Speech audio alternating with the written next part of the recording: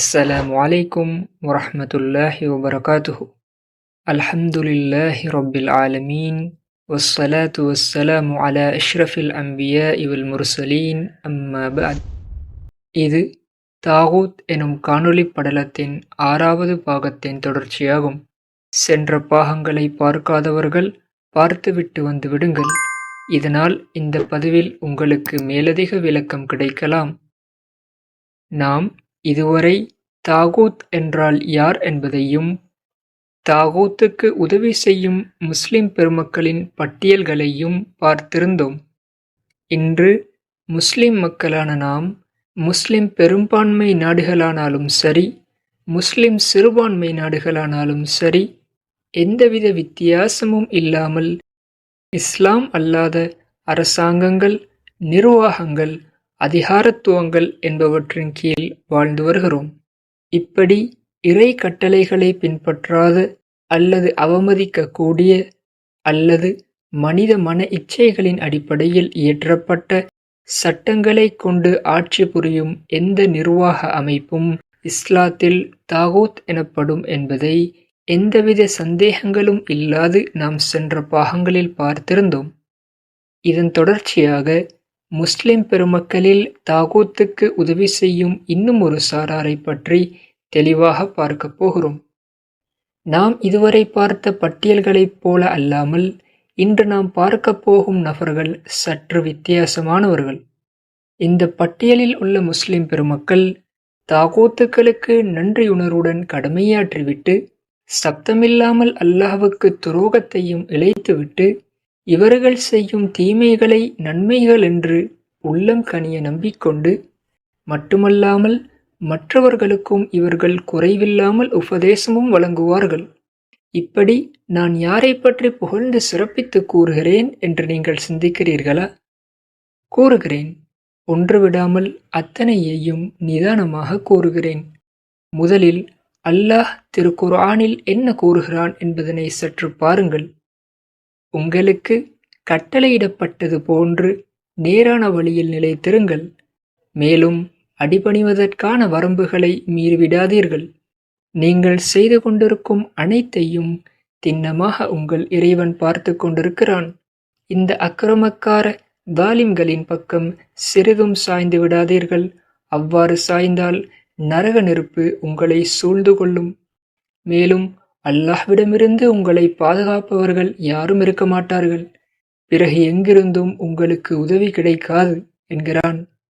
இந்த அல் குர்ஆன் வசனத்தில் அல்லாஹ் 2 முக்கிய கட்டளைகளை இடுகிறான். ஒன்று, அடிபணிவதற்கான வரம்புகளை மீறிவிடாதீர்கள். 2, அக்கிரமக்கார லாலிம்களின் பக்கம் சாய்ந்து விடாதீர்கள். சரி, வரம்புகளை மீறக்கூடாது என்பது அல் குர்ஆனின் கட்டளைகள் என்று புரிந்துவிட்டது. ஆனால் யார் இந்த அக்கிரமக்கார தாலிம்கள்? தாலிம்கள் யார் என்று தெரிந்தால்தானே பக்கம் சாய்வதா அல்லது தூர விலகுவதா என்று கூற முடியும். இந்த கேள்விக்கு ஆரம்ப கால முஃபஸ்ஸிரீன்கள் என்ன பதில் கூறுகிறார்கள் என்பதை பார்க்கலாம். இப்னு கஸீர் ரஹ்மத்துல்லாஹ் அவர்கள் தஃப்சீர் அல் குர்ஆன் அல் அதீம் என்ற தஃப்சீரில் சூரா அல் பக்ராவின் 256ஆம் வசனத்துக்கு விளக்கம் அளிக்கையில் இப்னு அப்பாஸ் ரலி அவர்களின் ஒரு கூற்றையும் பதிவு செய்திருக்கிறார்கள். தாகூத் என்பது ஒரு லாலிம் என்பதாக. அதாவது தாகூத் என்பது இஸ்லாம் அல்லாத அரசாங்கம் என்பதை நாம் ஏற்கனவே பார்த்துவிட்டிருக்கிறோம். இப்போது லாலிம் என்பது தாகூத்துக்கான ஒரு பெயர் என்பதையும் பார்த்தோம். அப்படியென்றால் இந்த அக்கிரமக்கார லாலிம்களின் பக்கம் சிறிதும் சாய்ந்து விடாதீர்கள். அவ்வாறு சாய்ந்தால் நரக நெருப்பு உங்களை சூழ்ந்து கொள்ளும் என்று அல்லாஹ் எச்சரிப்பதன் அர்த்தம் இஸ்லாம் அல்லாத அரசாங்கங்களின் பக்கம் சிறிதும் சாய்ந்து விடாதீர்கள் என்பதாகும். ஆனால் எழுத்தாளர்கள், நிர்வாகிகள், வரி வசூலிப்பவர்கள், காவல்துறை, ஆசிரியர்கள் என தாகூத்துக்களின் அனைத்து அரச பதவிகளிலும் முஸ்லிம் பெருமக்கள் ஊடுருவி பணிபுரிவதை எங்கும் காண முடிகிறது.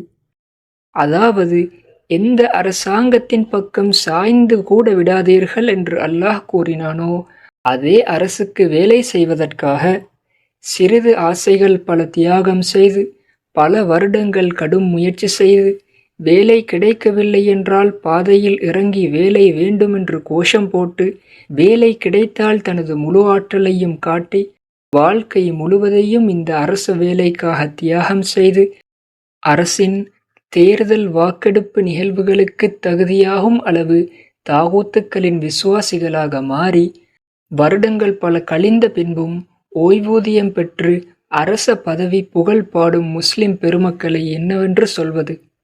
தாகூத்துக்களுக்கு வாழ்க்கை பூராக இவ்வளவு விசுவாசமாக இருந்தும் உலகமெங்கும் முஸ்லிம்களின் இழிவோலங்கள் மட்டுமே எங்கும் கேட்டு வருகின்றன. இந்த அக்கிரமக்கார லாலிம்களின் பக்கம் சிறிதும் சாய்ந்து விடாதீர்கள். அவ்வாறு சாய்ந்தால் நரக நெருப்பு உங்களை சூழ்ந்து கொள்ளும். மேலும் அல்லாஹ்விடமிருந்து உங்களை பாதுகாப்பவர்கள் யாரும் இருக்க மாட்டார்கள். பிறகு எங்கிருந்தும் உங்களுக்கு உதவி கிடைக்காது என்று அல்லாஹ் கூறுவது பொய்யாகுமா என்ன? இப்போது ஒரு நியாயமான கேள்வி எழுகிறது. அப்படியென்றால் அரசாங்க உத்தியோகம் என்றாலே தவறானது என்று கூறுகிறீர்களா? அரசாங்க உத்தியோகத்தில் உள்ளவர்கள் அனைவரும் இஸ்லாத்தை முதுகுக்கு பின் வீசிவிட்டார்கள் என்கிறீர்களா? சொல்கிறேன். முதலில் இந்த அனைத்து அரச வேலைகளையும் தனித்தனியாக பார்ப்பதை சிறிது நேரத்துக்கு விட்டுவிடுங்கள். மாறாக இந்த அனைத்து அரச வேலைகளையும் கூட்டாக ஒன்று சேர்த்து பாருங்கள். முஸ்லிம் எழுத்தாளர்கள் இவர்கள் போடும் ஒவ்வொரு கையெழுத்தும், கைமாற்றும் ஒவ்வொரு அரச ஆவணமும், அங்கீகரிக்கும் ஒவ்வொரு திட்டமும் தாவூத்துக்களால் முடிவு செய்யப்பட்டவை. முஸ்லிம் நிர்வாகிகள் இவர்களது ஒவ்வொரு சிந்தனையும், ஒவ்வொரு பேச்சும், ஒவ்வொரு அங்கீகாரமும் தாவூத்துக்களின் ஆதிக்கத்தை உறுதிப்படுத்தக்கூடியவை. முஸ்லிம் வரி வசூலிப்பவர்கள் இவர்கள் அறவிடும் ஒவ்வொரு வரியும், பதிவிடும் ஒவ்வொரு பூச்சியமும், விநியோகிக்கும் ஒவ்வொரு அச்சு காகிதங்களும் தாகூத்தின் ஆதிக்கத்தை நிலைநாட்ட உதவி செய்கின்றவை. முஸ்லிம் காவல்துறை அதிகாரிகள் இவர்கள் பாதுகாக்கும் ஒவ்வொரு நபரும், தாக்கி சிறையிலிடும் ஒவ்வொரு மனிதனும், உறுதிப்படுத்தும் ஒவ்வொரு சட்டமும் தாகூத்தின் ஆதிக்கத்தை பறைசாற்றுகின்றவை. முஸ்லிம் ஆசிரியர்கள் இவர்கள் கற்றுக் கொடுக்கும் ஒவ்வொரு பாடமும், வைக்கும் ஒவ்வொரு பரீட்சையும், திருத்தி சரியிடும் ஒவ்வொரு காகிதங்களும் தாகூத்தின் அதிகாரத்துக்கு அடுத்த தலைமுறையினரையும் மண்டியிட வைத்து விடுபவை. இவற்றுக்கு ஏதும் மாற்று கருத்துகள் இருக்கின்றனவா? அனைத்து முஸ்லிம்களும் ஒரு குற்றத்தை செய்துவிடுவதால் அது குற்றம் ஆகாது என்று ஏதும் சட்டம் இஸ்லாத்தில் இருக்கின்றதா? அல்லது இஸ்லாம் அல்லாத அரசாங்கங்களை தாகூத் இல்லை என்று கூற முடியுமா? அல்லது இஸ்லாம் அல்லாத அரசுகள் லாலிம்கள் அல்ல என்று கூற முடியுமா? இந்த கேள்விகளுக்கான பதிலை நான் ஆவலுடன் எதிர்பார்த்திருக்கிறேன்.